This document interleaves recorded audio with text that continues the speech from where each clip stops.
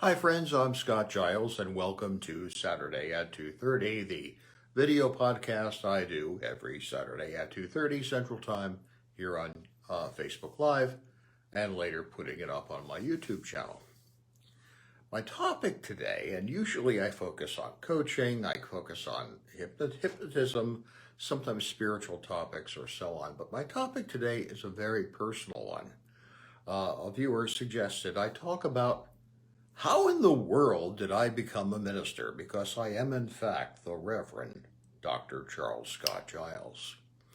Now, whenever I get that question, my usual joking answer is, well, I was poorly advised. That's not really true, but the joke nonetheless holds up. Um, People will kind of laugh at that because I do not have the temperament or personality style that a lot of people associate with a member of the clergy. Clergy people are supposed to be nice and inoffensive and laid back, and I am none of those things. In fact, often at a board meeting of the National Guild of Hypnotists, where I carry the legislation portfolio, I'll suggest some legislative or political strategy, and people will turn to me and say, "Are you sure you're a minister?" Because I just don't fit the stereotype. And I'm delighted about that. I quite frankly think professional ministry needs more people who don't fit the stereotype. Okay. As a teen, I was quite active in my local church. I was a Methodist at the time in Stratford, Connecticut. This was during the Vietnam War. I was a dove. I didn't think the war was a good war for America to be fighting.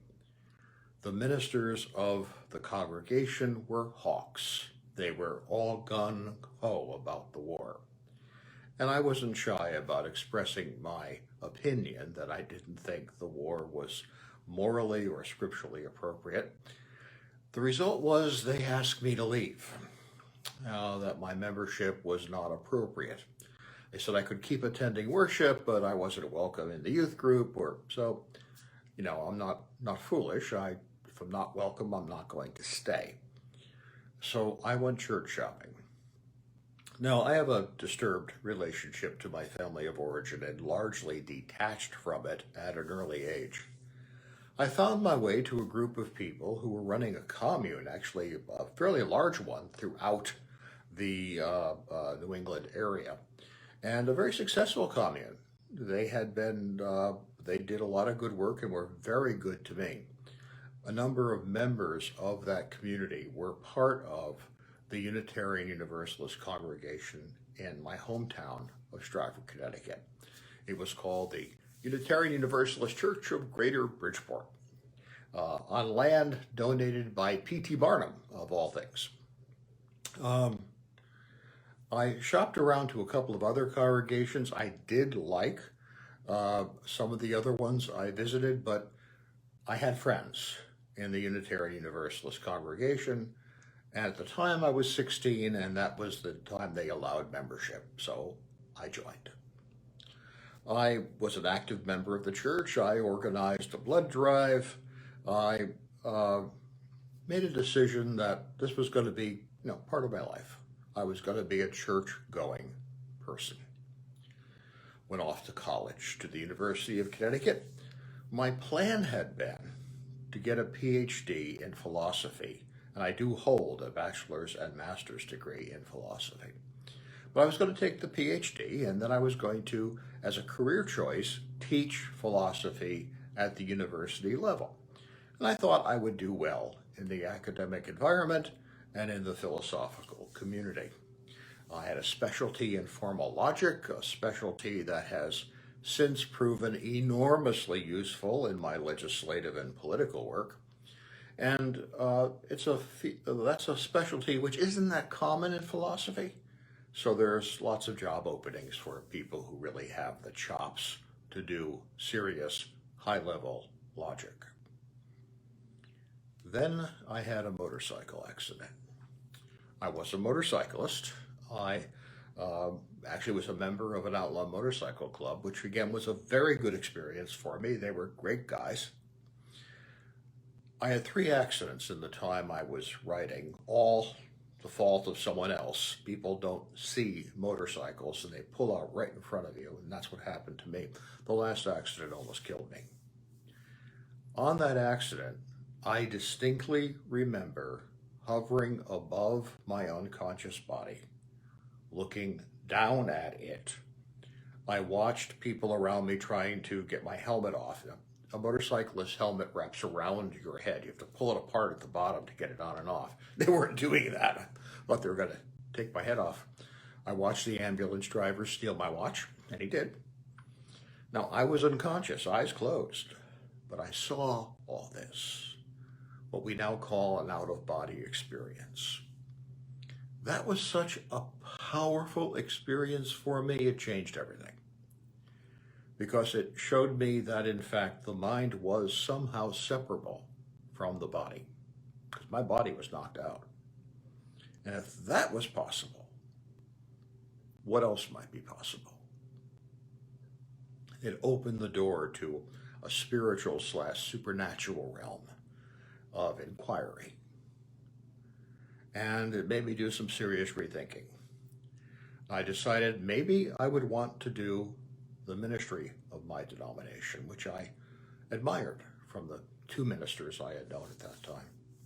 I went to talk to the senior pastor of the church I was attending in college, Reverend Dr. Nathaniel Laureate, and he said, I've always kind of thought that you might end up in our ministry, Scott. And he pulled out the paperwork to begin the process of applying to the denomination. In my denomination, you have to have a bachelor's degree, and then you go to theological school. If you don't already have a master's degree, you have to get one. And there's an option for going on to the doctoral degree, which is what I chose to do. So off I went to Meadville Lombard Theological School at the University of Chicago. The school still exists. It's now a freestanding school. At the time, it was a full affiliate of the University of Chicago, and we took a lot of our classes at the University of Chicago, which is one of the great universities of the world.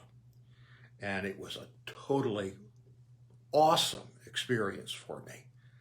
I had exposure to some of the finest minds in the humanities and even in the medical sciences, because I could audit classes in the medical school. In fact, I got some of my initial hypnotic training that way. In my theological school, we had the office of Professor Mircea Eliade. He was actually on the faculty of the university, but he liked the library in our theological school better, so his office was there. Professor Eliade was simultaneously faculty at the University of Chicago and the Sorbonne in France, one of the world's foremost authorities on shamanism and Aboriginal religions. Intensely interested in shamanic experience and altered states of consciousness. He had insomnia and would also often be in the stacks of the school library at night. I also tended to do that. At the time, we all had keys to the library to go 24 hours a day. And I got to know Professor Eliade, and he encouraged me, was interested in my work with hypnosis, to become kind of a modern shaman, not beads and rattles the way some neo-shamans do it, but the use of hypnosis and mind-body states to effect spiritual healing. And with his encouragement, I began to take my theological work and my hypnotic interest and bring them together. I would ultimately become a board-certified chaplain. I am still one, and I'm a lifetime member of the Association of Professional Chaplains.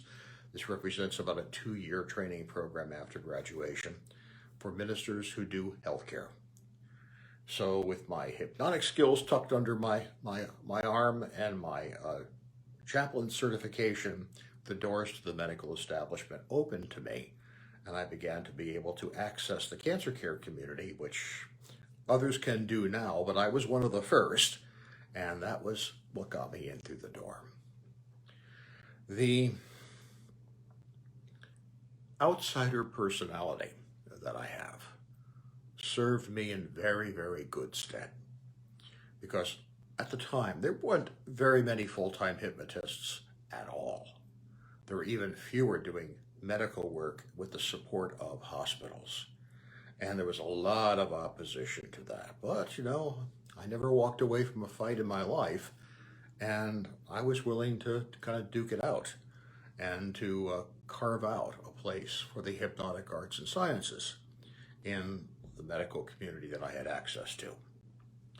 I would ultimately become a member of the Chicago Psychological Association. Back then, doctoral level clergy could join, and took hypnotic training with them and so on. Now, I wanted to focus on doing this work of spiritual and hypnotic healing. My denomination, however, had rules, and the rules were you couldn't do anything other than parish ministry until you had served a parish for at least some time. 3 years was kind of the guideline. So I dutifully applied to and went off and served a church on the eastern tip of Long Island for 3 years, at which point I wanted to enter the work of a public chaplaincy in hypnotic practice. The denomination, however, had other plans for me and said, no, we want you to go to this church in Oak Park, Illinois that needs someone who has a reputation as a builder, and you now do. So that's where you're to go, and we won't give you permission to do an independent ministry until you've gone to this congregation in Oak Park, at least for a while. So I applied to one church, and 6 weeks later I had the call. I think there was a fix-in, and I ended up serving that congregation for 10 years. In 1990, the rules changed. My denomination formally created a track for what's called community ministry. A community minister is a member of the clergy who does work not with the local congregation, but beyond the walls of the local congregation with the wider community, and you are allowed to charge appropriately for that. The church kind of watches over you to be sure you're not gouging people and you are doing a substantial amount of charitable work, but no one could tell me I couldn't do it anymore. And so I did. I made my jump to full-time community ministry, setting myself up at a private practice of medical hypnotism that was church affiliated, but still private practice in 1990. I've been there ever since. Community ministers like myself have to be affiliated with the congregation, and I have been the affiliated community minister at Countryside Church Unitarian Universalist in Palatine, Illinois for about 30 years now. And I have some duties to the congregation, but mostly they just kind of watch me to be sure that what I'm doing matches the philosophy of our denomination, that I'm not just running a private practice, that I'm doing charitable work, which I do. So I'm happy to document to them every year to keep my standing. Now, this has been fulfilling work for me. I probably, if I had stayed, I have some medical problems, and I honestly think if I had stayed in parish ministry, it would have killed me. The stress of having to keep that many people, 400 of them, happy, each one of which thinks they're your boss and they should be able to tell you what to do, was just awful. I think parish ministry is in trouble in our time, and I suspect that the parish church, while they will continue to exist, I suspect they're probably not the spiritual institution of the 21st century. I think we're going to see a change in that model as more and more people identify themselves as spiritual but not religious. If I had tried to stay within the confines of a parish ministry with my outsider personality, I don't think I would have been happy and probably would not have stayed healthy. My stress level in my current work as a medical hypnotist with religious affiliation, maybe 10% of what I experienced as a parish minister, and most of that 10% comes from my volunteer work with my colleagues as the legislation and governmental concerns person for the National Guild of Hypnotists. it's been extremely fulfilling. I've helped a lot of people with hypnosis. I've had the opportunity to train people to do the kind of hypnosis that I do and to document its effectiveness. And that's been just an absolute joy to know that I've touched that many lives, not just as my clients, but also as colleagues that I've influenced. That matters a lot to me. Because I don't have much of a family of origin to speak of, I have essentially no connection with them. To have two communities with whom I've been able to achieve standing, the hypnosis community and the community ministers community. And I would ultimately become president of that ministerial association and serve the maximum number of terms there. So I've been able to achieve standing both as a hypnotist and as a community minister, and fulfilled my call to both.